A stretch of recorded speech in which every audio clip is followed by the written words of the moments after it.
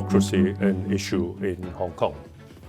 As the former Secretary General of the Basic Law Consultative Committee, which spent 4.5 years consulting widely the public of Hong Kong on the questions of the contents of the Basic Law between 1985 and 1990, I have something to offer. Firstly, let us look at a question about what is democracy in Hong Kong. First, Hong Kong never had an elected governor under British rule, which ended about 24 years ago, and never had an elected legislature before China and the UK started negotiations on Hong Kong's future. Secondly, the political status of Hong Kong is that of a city, albeit one with a high degree of autonomy. It's useful to remember that Hong Kong did not become, and still is not, a sovereign state. We are not a Singapore, or for that matter, any other former British colony. So what is Hong Kong? The negotiations on Hong Kong's future was between China and the UK, which produced the Joint Declaration. Hong Kong was never a party in the negotiations or in the agreement. The UK handed Hong Kong back to China, and it was China that authorized the establishment of the Hong Kong SAR and delegated certain powers to the government of the Hong Kong SAR. The Hong Kong SAR was not created by the people of Hong Kong.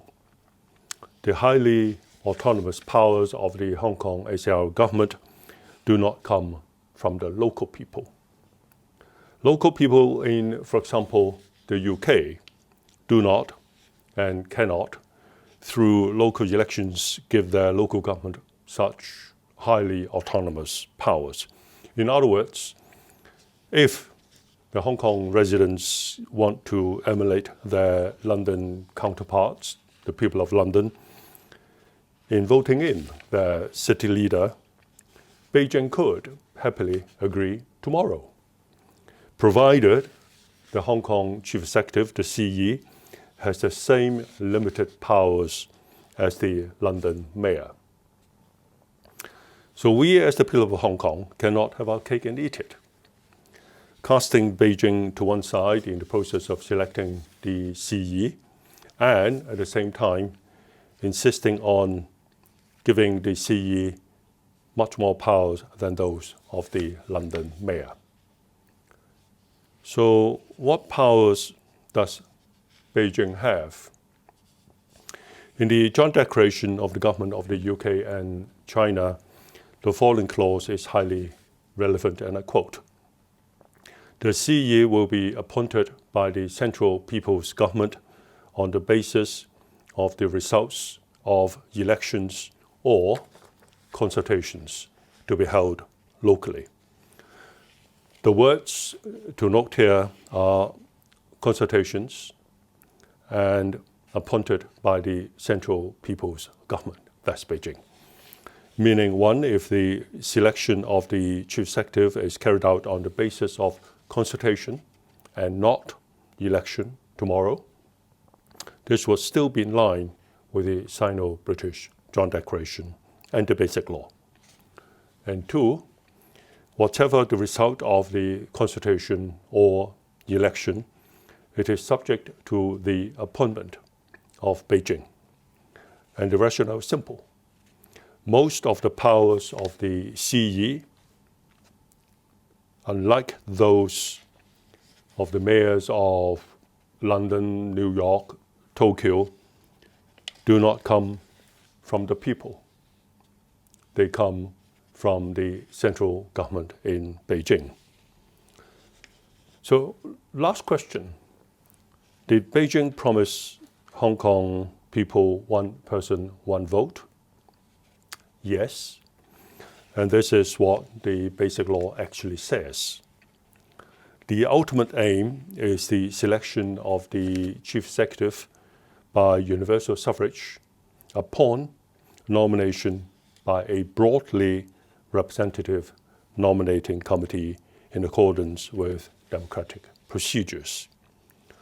So why hasn't universal suffrage happened? I tried. I put a formal proposal on the table in 2014 that would have given Hong Kong people universal suffrage in electing the chief executive. It resulted in, unfortunately, the Occupy Central movement. Why? Because the movement, started and backed by the so-called pro-democrats, did not like nomination by a nominating committee, which is the requirement in the Basic Law. Instead, they insisted on the so-called civic nomination, meaning any group of voters in Hong Kong could nominate a candidate. That was against the Basic Law. That was not the deal. I asked the occupiers this question: whatever the method of nomination, what if Beijing in the end rejects the elected candidate? Most people to whom I asked this question did not have an answer. But some said Beijing should respect the choice of the Hong Kong people. Now, let's examine this. If we take away Beijing's powers of appointment and at the same time retain the high degree of autonomy, like I said earlier, having our cake and eat it, what would become of Hong Kong? An independent state is probably the answer. Let me remind everyone what I said earlier.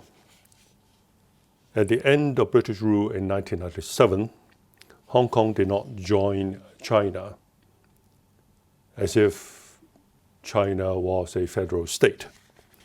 Instead, Hong Kong was returned by the British to China, which then established the Hong Kong SAR and delegated certain powers to Hong Kong SAR through the articles of the Basic Law. And we fast forward to 2019, 2 years ago, when we had riots in the streets in Hong Kong. The so-called pro-democrats wanted genuine universal suffrage, 真普選. By the word genuine, they meant, again, universal suffrage without nominating committee nomination. That, I'm afraid, is not the deal in the Basic Law. Thank you.